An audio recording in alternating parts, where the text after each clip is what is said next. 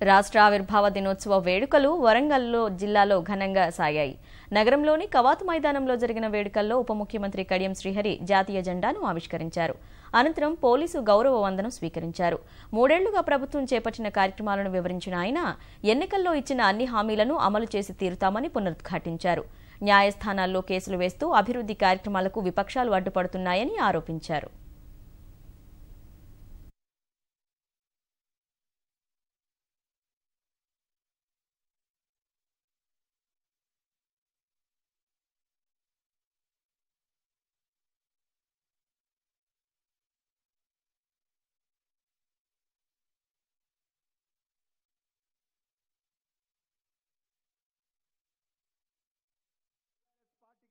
కట్టబెడితే 1,00,000 ఉద్యోగాలు ఇస్తామన్న మేనిఫెస్టోని మాటకు కట్టుబడి ఈ రోజు అన్ని శాఖల్లో ఖాళీలను గుర్తించి వాటిని భర్తీ చేసే కార్యక్రమం కొనసాగుతుంది.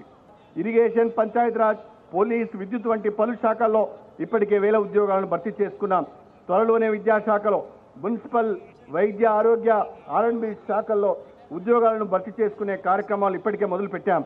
కాంట్రాక్ట్ ఉద్యోగులను క్రమబద్ధీకరిస్తూనే మిగిలిన ఖాళీలను కూడా భర్తీ చేసుకునేందుకు ముఖ్యమంత్రి కేసీఆర్ గారు గ్రీన్ సిగ్నల్ ఇవ్వడంలో త్వరలోనే ఉద్యోగాల జాతర ప్రారంభం కానుంది. రాష్ట్ర అవతరణ దినోత్సవం సందర్భంగా వివిధ కేటగిరీలలో 2,417 పోస్టులకు నోటిఫికేషన్ రానుంది. ఈ పరంపర ఇంకా కొనసాగుతూనే ఉంటుందని నేను బలంగా నమ్ముతున్నాను. జై తెలంగాణ, జై జై తెలంగాణ. సభలో మాట్లాడుతుండగానే కడియం కళ్లు తిరిగి కింద పడిపోయారు. స్వల్ప అనారోగ్యానికి గురైన ఆయన్ను కొద్దిసేపటి తర్వాత తన ప్రసంగాన్ని కొనసాగించారు. ఉదయం అల్పాహారం తీసుకోకపోవడం వల్లే కళ్లు తిరిగాయని కడియం వెల్లడించారు.